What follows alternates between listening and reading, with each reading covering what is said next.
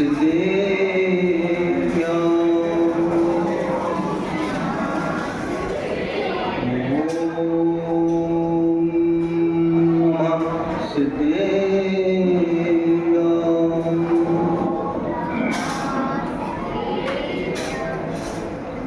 हरिहंताणं नमो सिद्धाणं नमो हरियाणं नमो वज्रायणं नमो नुरे सत्सारणं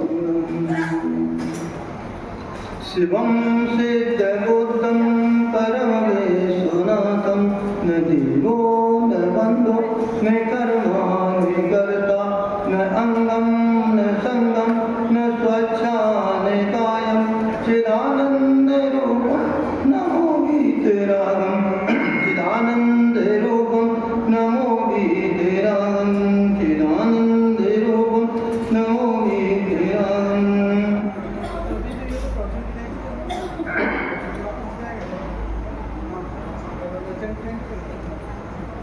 विमल सूर्या नमो तुभ्यो विमल ज्ञानी नमो तुते विमल ज्ञानी नमो तुत विमल योगी नमो तुते विमल योगी नमो नमः विमल ज्ञानी नमो नमः गुरुभाकान्तो नित्यं ज्ञान दर्शननायका चारित्राणि गंभीराय मोक्षमार्गदेशका सरस्वती नमो तुभ्यो भरते कामरूपिणी विद्यारं दर्शामि सिद्धे भवतो मे सदा सिद्धे भवतो मे सदा। कुलानंदानंद सर्ववेष्टि भगवान की चिंतामणि पार्श्वनाथ भगवान की वर्तमान शासन नायक श्री महावीर भगवान की आचार्य श्री विमल सागर गुरुदेव की आचार्य श्री सरमत सागर गुरुदेव की आचार्य श्री विराट सागर गुरुदेव की चर्या शिरोमणि आचार्य श्री विशुद्ध सागर गुरुदेव की मम गुरु श्री ब्रह्म सागर गुरुदेव की जय उपाध्याय कृष्ण सागर महाराज की जय तीन कमलों की जय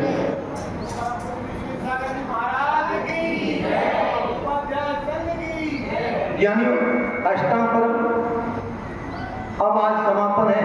वैसे कल होगा हवन के हिसाब से, वैसे आज ही समापन होगा। क्यों पंडित जी? आज ही होगा। वैसे इतने दिनों में आपने क्या करा कि कितना पुण्य कमाया?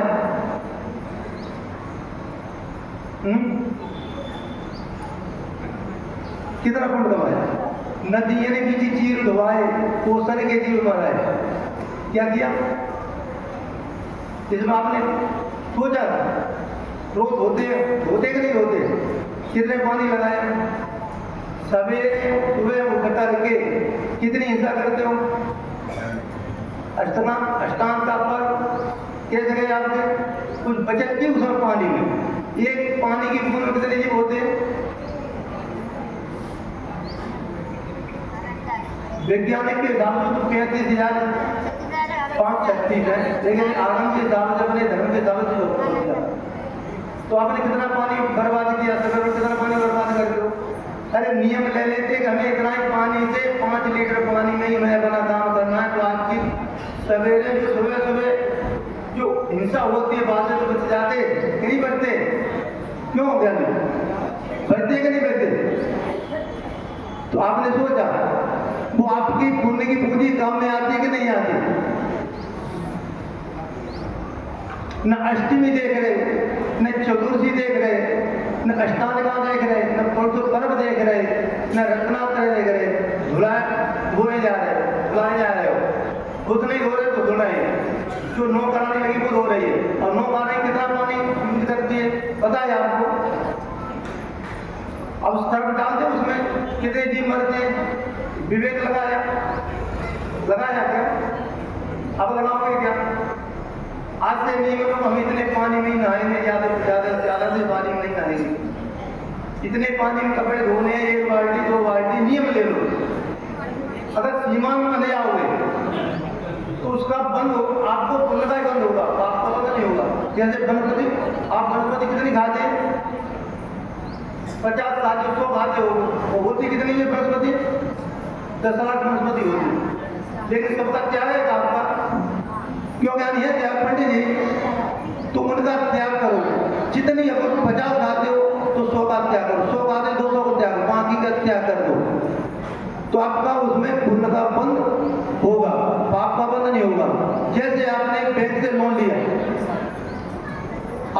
छुट्टा कर दिया और उसमें खाते में चल रहा है, खाते में छुट्टा नहीं हुआ, खाते में छुट्टा पैसे अपने पैसे जमा करिए, खाते में छुट्टा नहीं हुआ, क्या हुआ? ब्याज चलता ही रहेगा उसका। आप जमा करोगे तो उसका ब्याज कम लगेगा, आप जमा करो और बैंक का ब्याज ज्यादा लगता है नहीं लगता है, तो आपको 10 लाख वनस्पति का ही दोष लग रहा है। आप 50 रहे, यूज 50 कर रहे, लेकिन दोष कितना लग रहा है? 10 लाख का लग रहा है। ऐसे ही अपन पानी का अगर जो है निरोध करते हैं कि हमें इतना ही पानी यूज करना है, तो आपका बाकी का दोष बच जाएगा। ऐसे ही भोजन की साधु लोग क्यों ऐसा करते हैं कि क्यों निकलवाते, क्यों क्या करते हैं, चौकामी क्यों क्या करते हैं, क्यों करते हैं? बताओ आप लोग हैं कि ज्यादा अगर काय से बनते हैं भोजन, अगर काय से बनता है, कितने जीवों की प्रार्थना होती है, कितने जीवों की हिंसा होती है, तो उन जीवों को बचाने के लिए अपन उतना ही आहार लेते हैं, उतनी सामग्री लेते हैं कि जो सामग्री भी अच्छी सी हो जाए और साधना भी अच्छी हो जाए और समाधि भी अच्छी सी हो जाए। साधु इसीलिए क्या करते हैं, इसलिए चीज ज्यादा सामान ज्यादा निकालते हैं। मैं तो अपनी खुद बता रहा हूँ, मैं लोग कहते हैं, साधु लोग कहते हैं महाराज कुछ लिया ही नहीं आपने, कुछ लिया ही नहीं, अब आपने कुछ बनाया ही नहीं, ये क्या? जो बनाया था वो लिया और बाकी का त्याग कर दिया। ऐसा है, आप बोलते हो मन शुद्धि, वचन शुद्धि, काया शुद्धि, आहार जल शुद्ध है। अब शाम को तो बना के कुछ आइटम रख देते हो, आप लोग रखते हो नहीं? रखते हो? रखते हो? आज पिड़ावा में नहीं रखते हो, जगह देखा है। तो चौके में ही सब चीज बनाया करो तो उसमें बहुत अच्छा रहे। साधु की चर्या अच्छी रहेगी, ज्यादा आइटम मत बनाओ, कोई ज्यादा बनाने की आदत। मैं तो ये कहता हूँ घर घर चौका लगाओ, चौका लगाने की जरूरत नहीं है, शुद्ध भोजन बनाओ, कुआं से पानी लाओ, कुआं से पानी लाओ, शुद्ध भोजन करो, उसमें कितना आनंद आता है। अच्छा साधु के हाल होते हैं और फिर आप भोजन करें तो कितना स्वाद आता है, सही बताना। और बेहतर रोज भोजन आप बनाते हो, स्वाद आता है उसमें। आप बगैर नमक का भी भोजन कर लोगे तब भी आपको स्वादिष्ट लगेगा, तो आप नमक सब चीज डालोगे तब भी स्वादिष्ट नहीं लगेगा। किसका प्रभाव? किसका प्रभाव? रत्नात्रय का प्रभाव। जो रत्नात्रयधारी आपके यहाँ पहुंच गए, वो हार कर लिया उन्होंने, तो उस भोजन में स्वाद आता ही आता है। रत्नात्रय की कितनी प्रावना है? रत्नात्रय छोटा मोटा नहीं है, रत्नात्रय बहुत बड़ा धर्म है। क्या? सम्यक दर्शन और सम्यक ज्ञान और सम्यक चार, इन तीनों से मिला करके रत्नात्रय बनता है। ऐसे ही आपको इतनी विशुद्धि बनाओ कि घर घर चौका मत लाओ, घर भोजन बनाओ। अगर घर में भोजन बनाओगे, ज्यादा आइटम क्यों बनाते हो? ज्यादा पकवान मत बनाओ, दाल रोटी बनाओ, एक आध सब्जी बना दी, टेंशन दो। ज्यादा आइटम बनाओगे ज्यादा हिंसा होगी, तो साधु को भी हिंसा लगती है। साधु जी ने सोचे कि हम ज्यादा पकवान हम पहलवान बन जाएंगे। पहलवान साधना पूरी दीक्षा लिए काय के लिए? साधना के लिए, मुझ प्राप्त करने के लिए, पहलवान बनने के लिए नहीं दीक्षा ली। बहुत से साधु होते, किसी को बीमारी है तो वो बात अलग हो गई कि घी पानी लेने की जरूरत है उसको, तो अलग चीज है। नहीं, वैसे तो आदम में है ही नहीं, शुद्ध भोजन करना चाहिए, दाल रोटी से ही पेट भरता है, दाल रोटी साधु को बनाना चाहिए। इसमें ये नहीं कल श्रावक कह रहे थे कि मेहमान आते हैं तो इतना भोजन इतने पकवान बनाते हैं, तो साधु रत्नात्रयधारी है। कौन? वो श्रावक है, वो मेहमान है आपके, तो रिश्तेदार है। और साधु कौन है? साधु रत्नात्रयधारी, उनको शुद्ध भोजन बनाना चाहिए। उनको तो कल बनाओगे तो पता चल जाएगा, लेकिन साधु को लिए नहीं चलता है। इसलिए आपको निर्दोष चर्या कराओ, आपकी निर्दोष चर्या होगी, आपका भी निर्दोष पालन होगा, आपको उसका फल मिलता है, अर्जित होता है। और कुएं का पानी का ध्यान रखना।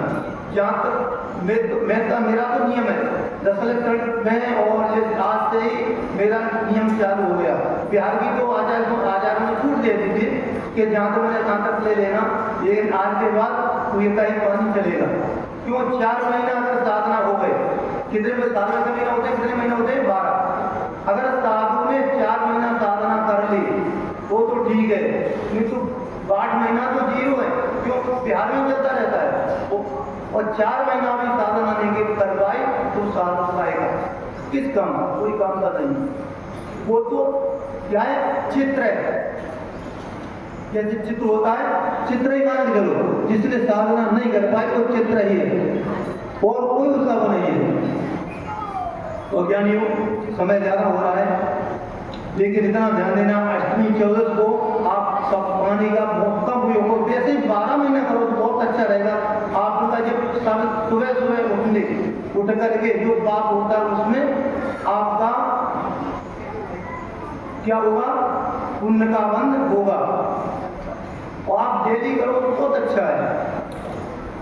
आप तो यहाँ आते नहीं प्रवचनों में, और उनसे भी सूचना कर दो कि कम से कम पानी यूज करें। सबसे पहले पानी का ही होता है। जैसे घर में उठे, सुबह सुबह लड़ाई होती है कभी हो जाती होगी, पदनी हो जाती होगी, लेकिन अगर सुबह सुबह लड़ाई होगी तो पूरा दिन खराब जाता है, नहीं जाता है?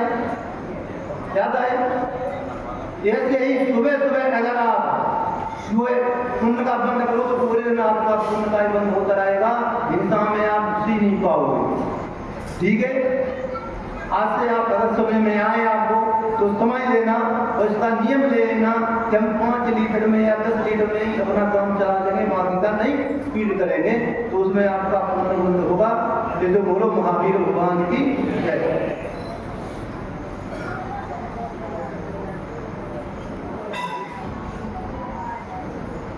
महाराज निवेदन करो पंडित जी। चलिए सभी हाथ जोड़ेंगे और गुरुदेव से निवेदन करेंगे, हे गुरुदेव, हम सभी को आपकी अमृतमय वाणी से गौरवान्वित करिए। नमोस्तु गुरुदेव, नमोस्तु गुरुदेव, नमोस्तु। चलिए, आज गुरु का दिन है। किसका दिन है? क्यों है, कैसे है, ये हम प्रवचन के माध्यम से समझेंगे। आज पूरा विश्व इस दिवस को गुरु के रूप में स्वीकार करता है। चलिए कल हाथ जोड़ते हैं और अपने आराध्य सिद्ध परमेष्टि भगवान का हम सभी स्मरण करेंगे। ओम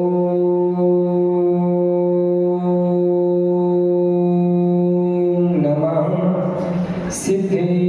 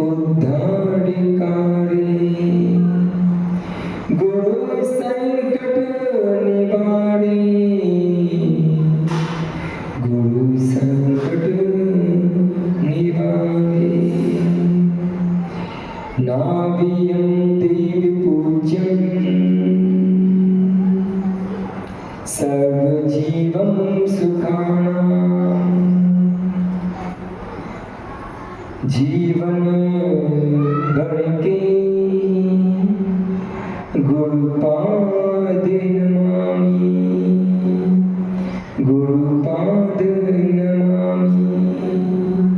जय बोलिए अनंतानंद सिद्ध परमेष्ठी भगवान की, जय बोलिए आदिनाथ भगवान की, जय बोलिए मंदिर के मूल नायक चिंतामणि सावड़िया पार्श्वनाथ भगवान की, शासन नायक वर्तमान महावीर स्वामी भगवान की, परम पूज्य गुरुदेव आचार्य आदि सागर महावीर कीर्ति विमल सागर सरस्वती सागर जी गुरुदेव की, परम पूज्य ममदीक्षा गुरुदेव गणाचार्य विराग सागर जी महाराज की, परम पूज्य ममदीक्षा गुरुदेव गणाचार्य विराग सागर जी महाराज की, परम पूज्य भट्टाचार्य गुरुदेव आचार्य विशुद्ध सागर जी महाराज की, तीन कमलों को के महाराजों की अहिंसामय जय धर्म की।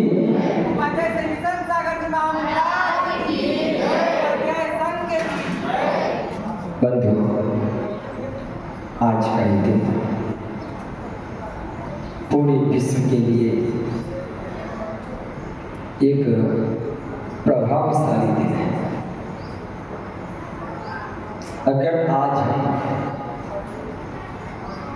इस धर्म का आयोजन कर रहे हैं और आज हम एक दूसरे से मैत्री भाव कर रहे हैं, आज हम एक दूसरे के प्रति वात्सल्य की दृष्टि से देख रहे हैं, आज हम एक दूसरे के प्रति संवेदनाओं को प्राप्त हो रहे हैं, तो इसमें अहम भूमिका किसी की रही है तो गुरु की रही है। अगर गुरु हमारे जीवन में नहीं होते, गुरु का प्रादुर्भाव हमारे जीवन में नहीं होता, गुरु का अस्तित्व हमारे जीवन में नहीं होता, आज हम किसी गटर में पड़े होते। देखो, सुबह उठ के जाके देखो कितने लोग गटर में पड़े होते हैं। जाके देखो सुबह सुबह पी करके बंद करके चालू करिएगा, बंद करके चालू। वो जीव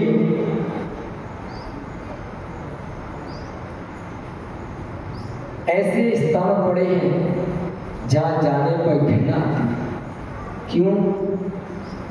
उनको कोई सच्चा समीचे उपदेश देने वाला नहीं मिला। हमारी भी हालत, हम भी मिथ्यात की गंदगी में पड़े हुए हैं, लिप्त हैं, प्रत्येक अंग अंग आत्मा का प्रदेश मिथ्यात की जड़ों में जकड़ा हुआ है। हमारे गुरु हमें जीवन में बतलाते कि हमने कितने मिथ्यात की गहराई में अपने आप को डाल के रखा। हम ये बात जो कहते हैं हमें मिथ्यात नहीं है, अगर मिथ्यात की बात करने बैठ जाए तो प्रतिपत्ति कहेगा मैं भी मिथ्यात से घिसित हूं। ज्ञान कितना है ये महत्वपूर्ण नहीं है, ज्ञान कौन सा है ये। भोजन कितना किया ये महत्वपूर्ण नहीं है, भोजन कैसा किया है ये महत्वपूर्ण। पाचन क्रिया देखो, आपका लीवर कैसा है, पचाने की सामर्थ्य कैसी है। शावक तो कहता है हमारा सब खा जाओ जितना बनाया है, कचौड़ी मछली पहुंच के खा के जाओ, और शावक पहुंच के देता है। अगर कड़ी कटोरी चुकी वो पहुंचेगा जब देगा, क्या वो तो चाहता है कि पूरा खा जाओ जितना बनाया है, लेकिन आपको क्या लेना है। आप समारोह में जाते हो, बहुत आइटम बनते हैं, खाने की इच्छा होती है, लेकिन कितना खाना है, क्या खाना है, मेरी पाचन क्रिया कैसी है, मैं क्या पचा सकता हूं, ये जानना बहुत जरूरी है। अगर ये नहीं जाना तो कुछ नहीं होगा। आचार्य कहते ज्ञान कितना हुआ ये महत्वपूर्ण नहीं है, वो ज्ञान कैसा है ये बहुत महत्वपूर्ण है।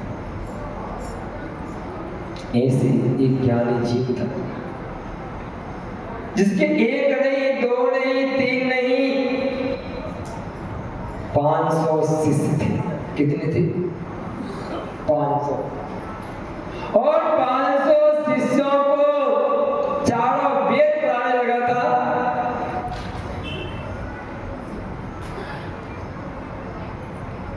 चारों वेद वो 500 शिष्य पढ़ रहे थे।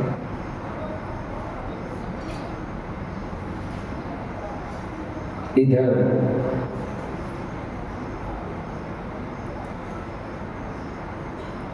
सौदामिनी विचार करता है कि आज 65 दिन व्यतीत हो गए। भगवान की वाणी भव जीवों को सुनने को नहीं मिल रही। ये बड़ा चिंतित हो गया और चिंता का विषय भी था। सत्य बताओ, अगर मंच में बैठी हो और प्रवचन न करें तो तुम्हें कैसा लगे?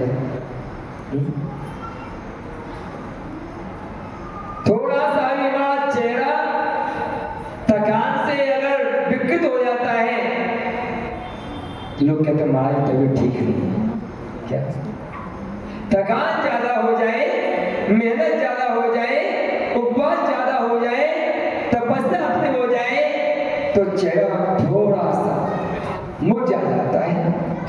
तो लोग कहते हैं महाराज की तबीयत ठीक नहीं है, हमारी तबीयत अच्छी नहीं है। ऐसा क्या करते हैं? विचार करते हैं, ऐसा विचार करते हैं।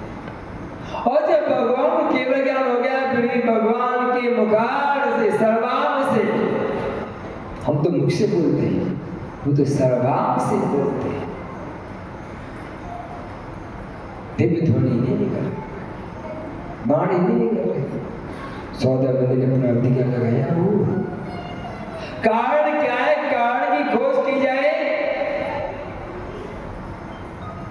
और कारण की खोज की गई तो आया कि पात्र पात्र देखो,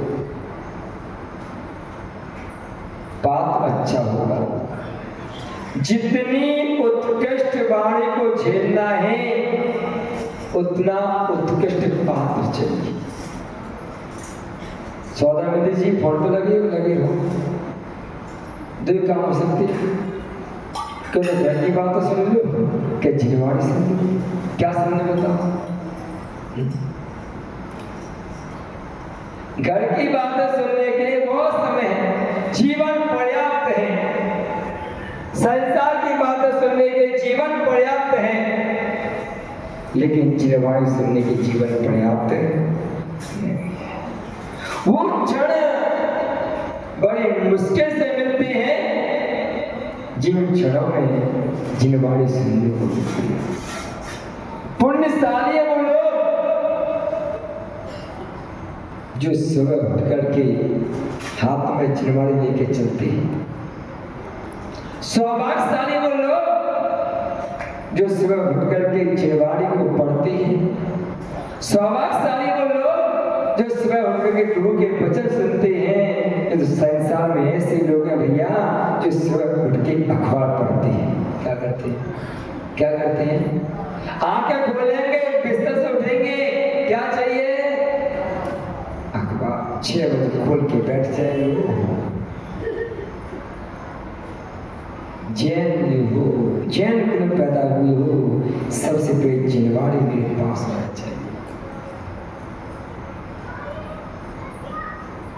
वो सभी 500 शिष्यों को पढ़ा रहे थे। सभी चारों वेद अपने यहाँ पे 4 अनुयोग हैं, तो उनके यहाँ पे 4 वेद हैं। निष्णात कर दिया। उधर सौदामिनी ने जान लिया कि पात्र करनी है। देखो, आपको गाय का दूध चाहिए तो कौन से पात्र में लोगे? कौन सा पात्र चाहिए? कोई भी चल जाएगा मैडम। भैंस का चाहिए तो कोई भी चल जाएगा, ऊँट का चाहिए तो कोई भी चल जाएगा, भेड़ का चाहिए तो कोई भी चल जाएगा। अगर शेरनी का दूध लेना है तो क्यों भैया? गाय के दूध के लिए, भैंस के दूध के कोई पात्र चलेगा। अगर शेरनी का दूध लेना है तो सोने का पात्र चाहिए। ऐसे तीर्थंकर की वाणी को छेड़ने के लिए सामान्य व्यक्ति नहीं, गर्दन जैसा जीव चाहिए तो तीर्थंकर की वाणी को झेल सकते।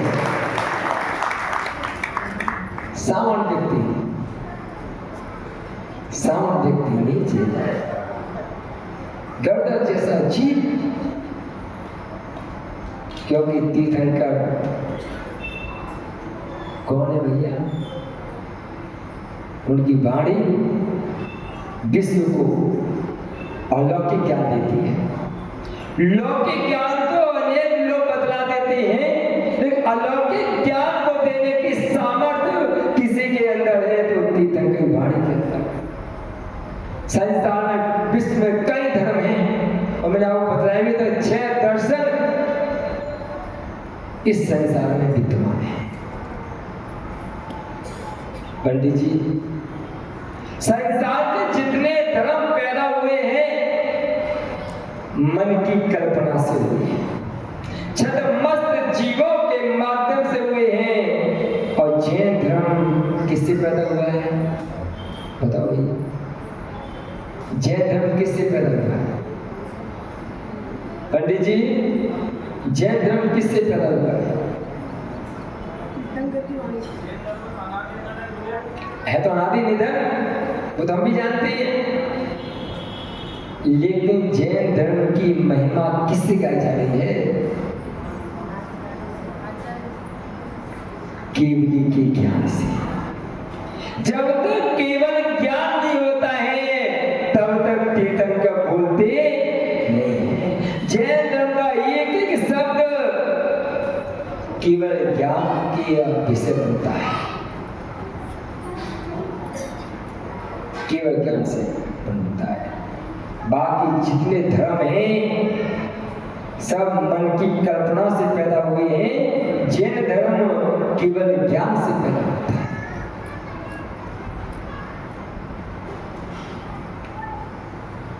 जब ऐसे पात्र को तलाशा गया तो सावधान इस पात्र को लेने के लिए देखो, धर्म को बचाने के लिए व्यक्ति कितना गिर जाते हैं।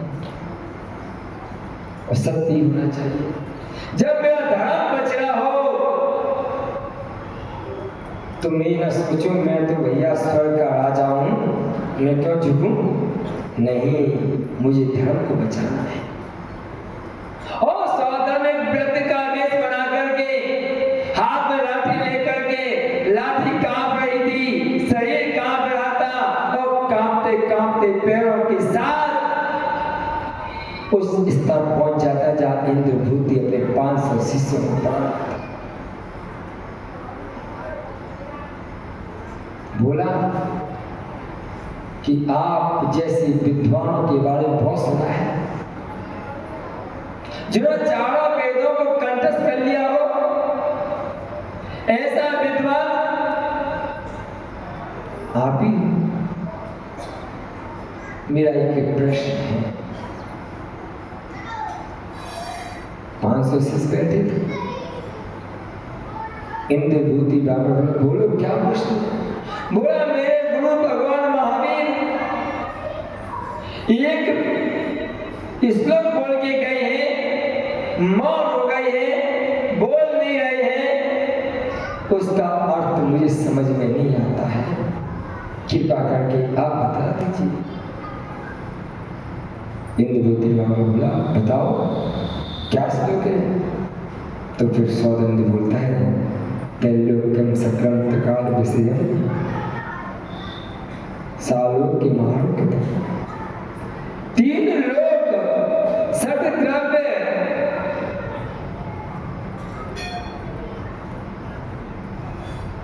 7 तत्व, 9 पदार्थ, 5 अस्थिकाएं। जो कुछ सुनता है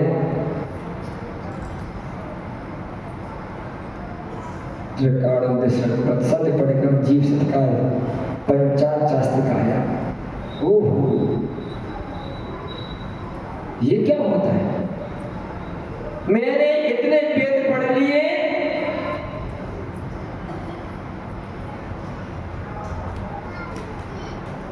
आज तक समझ लिया, अब कैसे के मुझे आता नहीं है। कोई 500 शिष्य बैठे, शिष्य क्या सोचेंगे कि हमारे गुरु तो वेदों पालन करते, लेकिन इनको ये भी नहीं आता। तब इंद्रभूति बोला कि देखो आप व्रत हो, आपकी समझ में नहीं आएगा, आपकी समझ बुद्धि वृद्ध अवस्था के कारण ही हो चुकी है। चलो मैं आपके गुरु को ही समझा देता हूं। अंधा क्या चाहता है? कोई अंधा व्यक्ति आप घर पे आ जाए तो क्या चाहेगा? क्या चाहेगा? आटा कि रोटी? क्या चाहेगा? अंधे व्यक्ति से पूछो उसे क्या आवश्यकता है? क्यों भैया सौदामित्री जी, अंधा व्यक्ति क्या चाहता है? 2 आंखें मिल जाए बस। सौदामित्री चाहता था कि कैसे भी ये पात्र भगवान महावीर के चरणों में पहुंच जाए। देखो शत्रु थे भगवान महावीर स्वामी के, लेकिन वो अहंकार मान तीव्र गति का चल रहा था, उसे अहंकार और मान को लेकर के समूह से चल रहे थे। 500 शिष्य पीछे, उनके 2 भाई भी थे इंद्रभूति के, अग्निभूति वायुभूति, उनके 500 शिष्य एक साथ चले जा रहे थे। 1503 लोग आगे सौदामित्री देखते हुए जा रहा था। ओहो, जैसे मानस्तम क्या बोला है, क्या नाम दिया है? और संधि विच्छेद कर दो, मान स्तंभ। क्या? मान स्तंभ, जिनका मान थम जाए, स्तंभित हो जाए, क्षीण हो जाए, नष्ट हो जाए, इसलिए मान स्तंभ बनाए जाते हैं। इसलिए मान स्तंभ बनाए जाते हैं क्योंकि कैसे कैसे जीव आते हैं, कैसे कैसे परिणति के जीव आते हैं। वो मान स्तंभ को देख करके इतना विशाल, आपका मान स्तंभ बहुत छोटा है भैया। आपको राजा खेड़ा जाना राजस्थान में पड़ता है। कहाँ पर? जौनपुर जिले में राजा खेड़ा है, क्योंकि ऐसा आगम उल्लेख है, जितनी बड़ी प्रतिमा होती है उस प्रतिमा से 12 गुना मान स्तंभ होना चाहिए। कितना? 12 गुना। पंडित जी हम बता रहे, वहां पे 5.25 फुट की प्रतिमा है और मान स्तंभ कितने फुट का? सोचो, 63 फुट का मान, 65 फुट का मान स्तंभ बना है। के बाद 5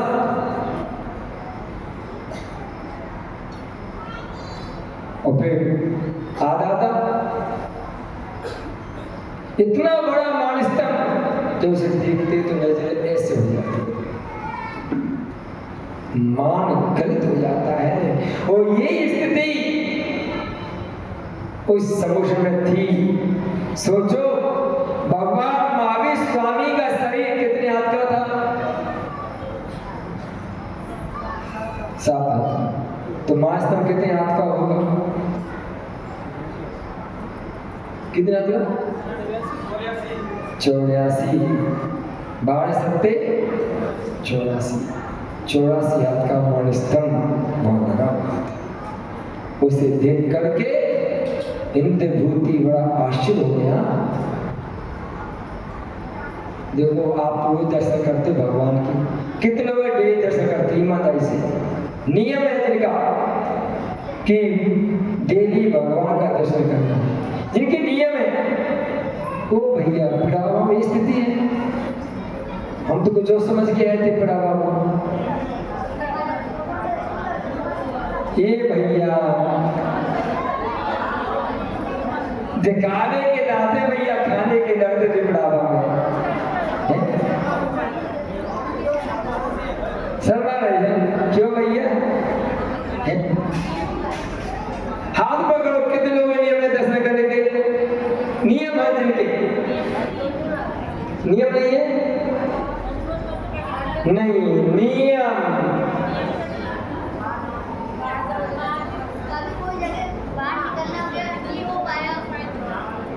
नहीं। पिड़ावा में तो कहते हाथ पकड़ लो, पिड़ावा वाले के नियम में पिड़ावा में मौजूद है। तो भैया दिखा दो सबको एक बार, देखो।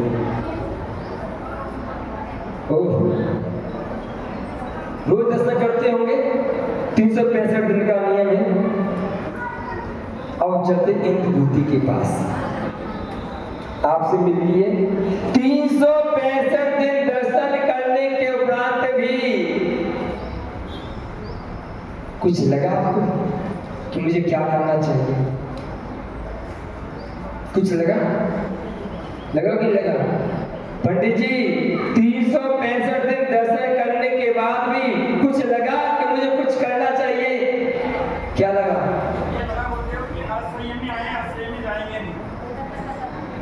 अच्छी बात है, कम से कम इतना तो विचार कर लिया। इंद्रभूति ने पहली बार जैसे ही मानस्तंभ के दर्शन किए, मान गलत हो गया और मान गलत हुआ। वैसे ही आगे बढ़े और भगवान के पास पहुंचे। उस अष्टम भूमि शिव मंडप भूमि के ऊपर 3 गंध कुटी के ऊपर विराजमान भगवान महावीर स्वामी को देखा। देखो 3 कटनी बनती है, ये 2 3 उसके ऊपर, इसके नीचे क्या है? ये शिव मंडप भूमि है। जो आपको पाटा दिखाई दे रहा है, ये क्या है? शिव मंडप भूमि। और इसके तीसरी कटनी पे भगवान विराजमान होते हैं। दूसरी कटनी पर कौन विराजमान होते हैं पंडित जी? पहली कटनी में भगवान, दूसरी पर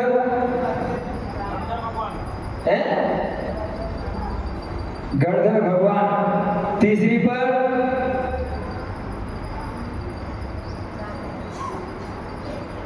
अब नहीं पता महाराज, तुम बता दो। बोलो, आप ही बता दो, बता दे। पहली कटनी पे भगवान विराजमान होते हैं, दूसरी कटनी पर आपको मालूम है कौन विराजमान होता है? कौन?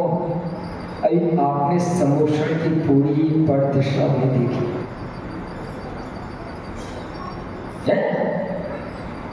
देख सुना नहीं है?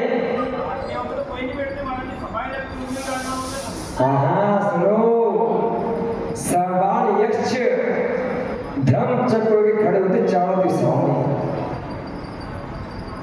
पंडित जी तेरे प्रणति के लेखक यति विश्वाचार्य सर्वान यक्ष धर्म चक्र लेकर के, जिसमें 24 खाने होते हैं। कितने होते हैं? 24 खाने। उसे लेके चारों दिशा में खड़े होते हैं और तीसरी कट पे गणधर स्वामी बैठे होते हैं। पंडित जी ऐसे कह रहे, हम समझाने आए पंडित जी। ओहो, जो समोषण को देखते हैं, 12 सभाओं में मुनिराज बैठे हुए, पहली में, दूसरी में कल्पवासी देवियां बैठी हुई हैं, तीसरी में यारिका बैठी है और क्रम से देवी देवता बैठते हुए, 11वें खाने में मनुष्य बैठे हैं, 12 में त्रिभुज बैठे। नजर तो आते हैं, भगवान को देखते हैं। वो देखते देखते देखते देखते पंडित जी पहली बार जीवन में अपूर्ण आनंद प्राप्त हुआ था, अपूर्ण आनंद प्राप्त हुआ था। उन्होंने उसी तत्क्षण मुनि दीक्षा को प्राप्त कर लिया। इतना आनंद है, मुनि दीक्षा को प्राप्त कर लिया। बोले भगवान, आज लग रहा है कि मेरा जीवन सार्थक हुआ है। मैंने अभी तक अपने जीवन को व्यर्थ गवा दिया, आज मुझे गुरु की प्राप्ति हो गई।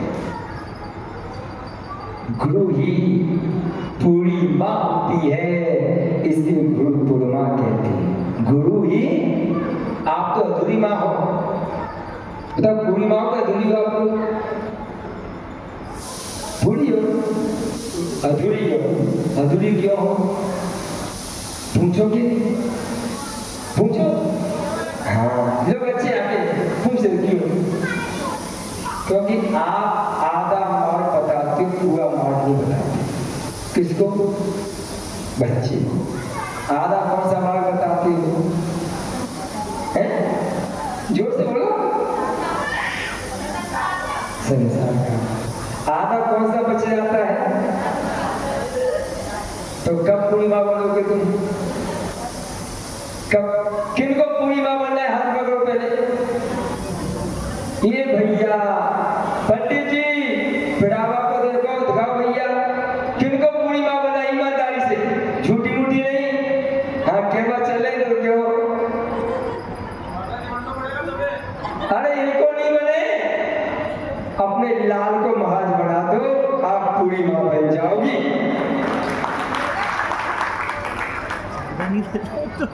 आप अपने लाल को महाराज बना दो, पूर्णिमा बन जाओगी। दोनों माल काम से करा दो। ये भी गौतम स्वामी बोले कि आज मेरा जीवन धन्य हो गया, मुझे गुरु की प्राप्ति हो गई। और शिष्य के लिए अगर कुछ संबल देने वाला कार्य होता है, शिष्य के लिए कोई जीवन का आधा स्तंभ होता है, शिष्य के लिए कोई आगे बढ़ने का सहारा होता है, शिष्य के लिए उन्नति का कोई साधन होता है, तो वो होता है गुरु। मैंने आज से बोला था, आप परम सौभाग्यशाली हो, महासौभाग्यशाली हो कि आपको सामने कौन बैठे हैं? कौन बैठे हैं? लेकिन हम दुर्भाग्यशाली हैं कि हमारे सामने हमारे गुरु नहीं है। पुण्य किसका ज्यादा है? गर्व से कहो कि हमारा पुण्य ज्यादा है कि गुरु पूर्णिमा के दिन हमारे सामने हमारे गुरु बैठे हुए हैं।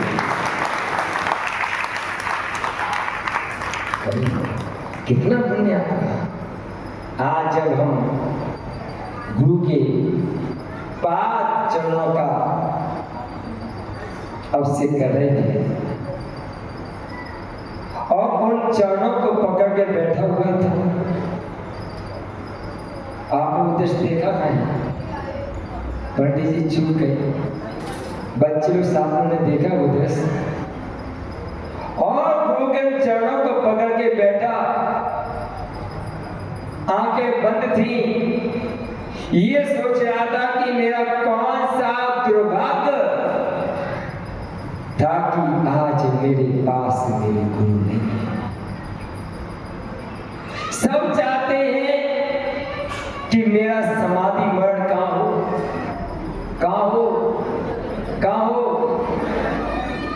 आप भी चाहते होंगे, हम भी भावना पाते थे कि जब भी अंतिम श्वास निकले, गुरु के पाद में निकले, गुरु के चरणों में निकले।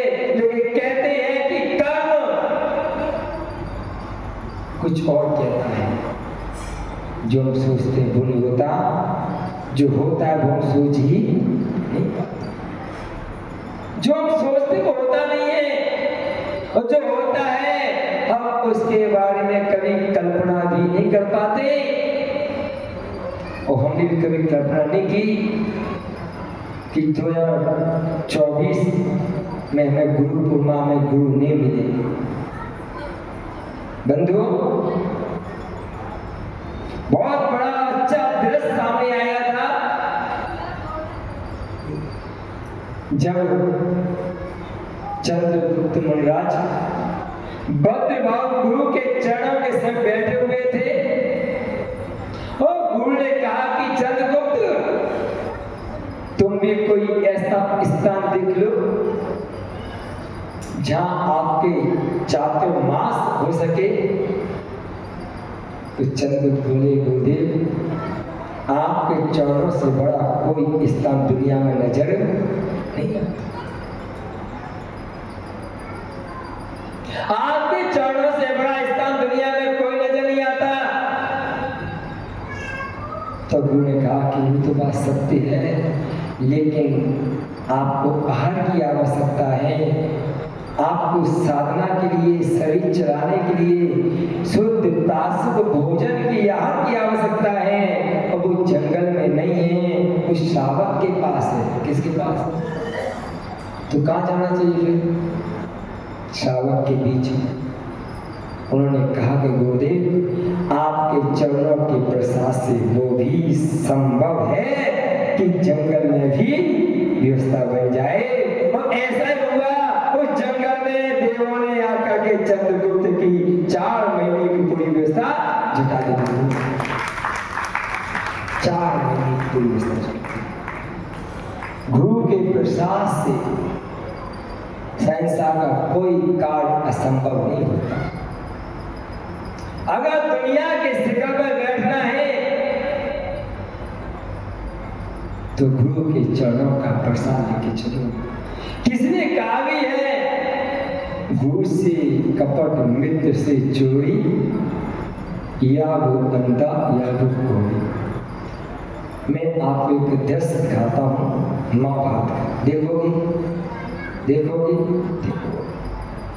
कर्ण जब अपने गुरु के पास विद्या लेने गया, शिक्षा लेने गया, उनके मत के अनुसार, अपने मत के अनुसार नहीं, उनके मत के अनुसार उसको शूद्र कहा जाता है। किसको? कर्ण। अपने में तो क्षत्रिय भैया, शूद्र नहीं है। पांडु का बेटा है, कुंती का बेटा है, शूद्र नहीं है, वो क्षत्रिय है। उनके मत के अनुसार।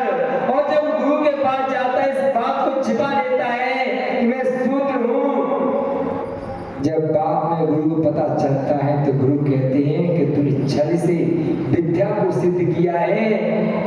उनके मत में श्राप दिया जाता है, हमारे मत में आशीर्वाद दिया जाता है।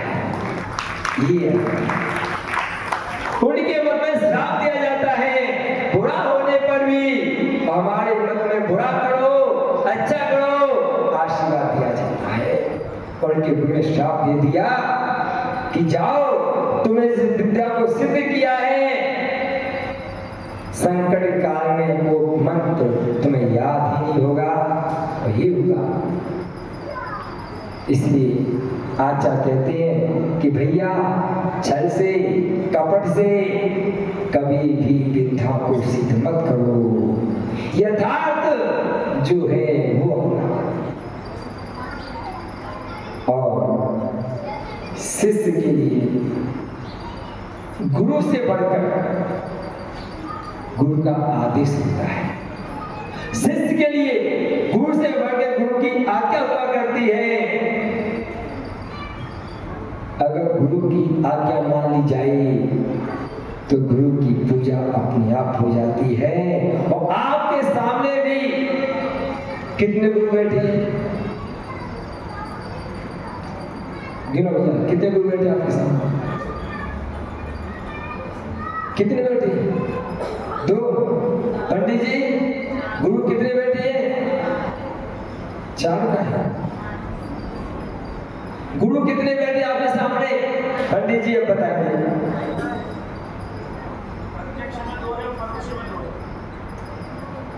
प्रोक्ष में 2 कौन है? तुम भूलिए 3 बैठी है, तुम इन्हें कहते पंडित जी। अरे देखो गलती कर गए ना। अरे पंडित जी, आप ही लेके आए थे, 3 करे थे। कितने करे थे? हाँ, यहाँ पर 5 गुरुओं में से 3 गुरु विद्यमान है। कितने गुरु विद्यमान है? कौन कौन से? अरहंत गुरु, उपाध्याय गुरु और साधक। सोचो 5 गुरुओं में से पितामह बाबा को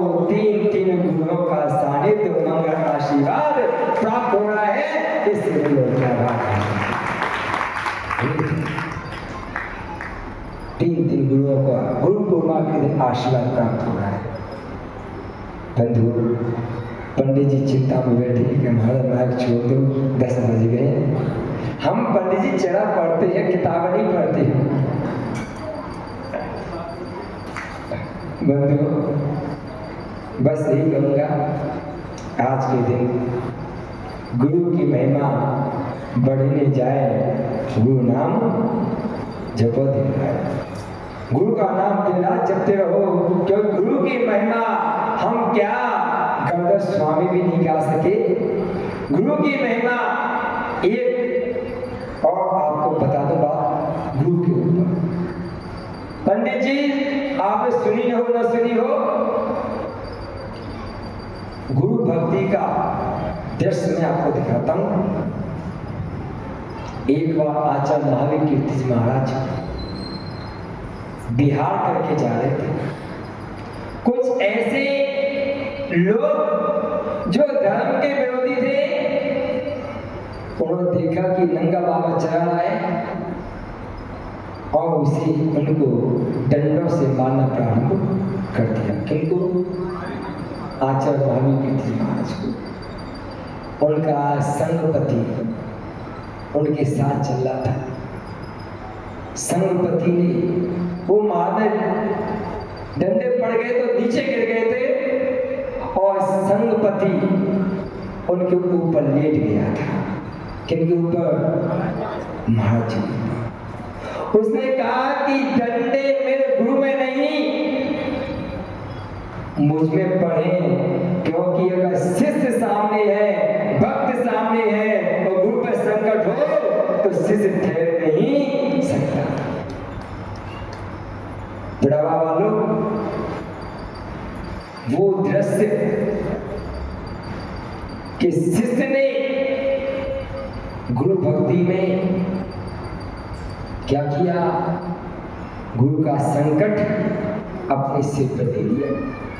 कहा कि नहीं, गुरु मेरे मुकुट के शिखर है। कौन है?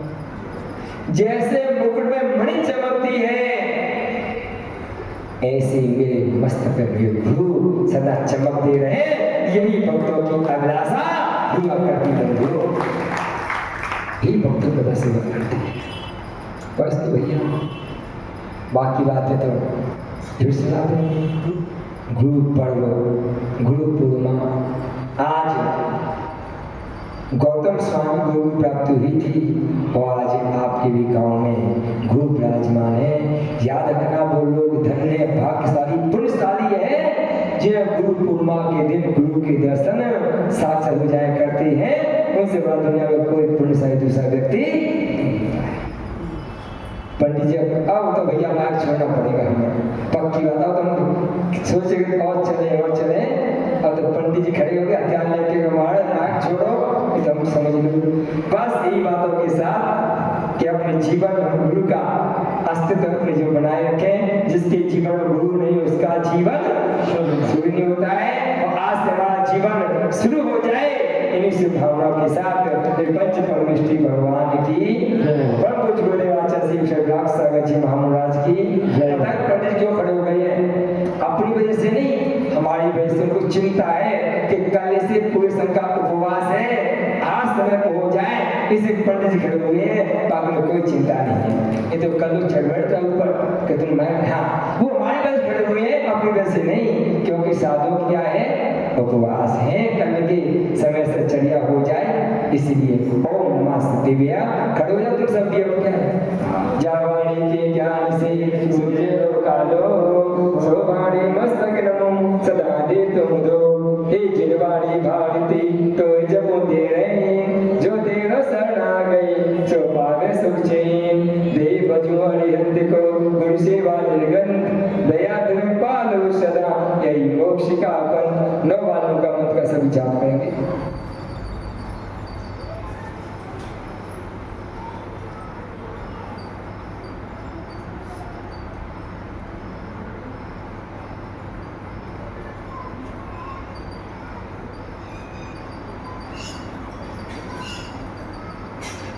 जय भगवान शाम जिनवाणी माता की।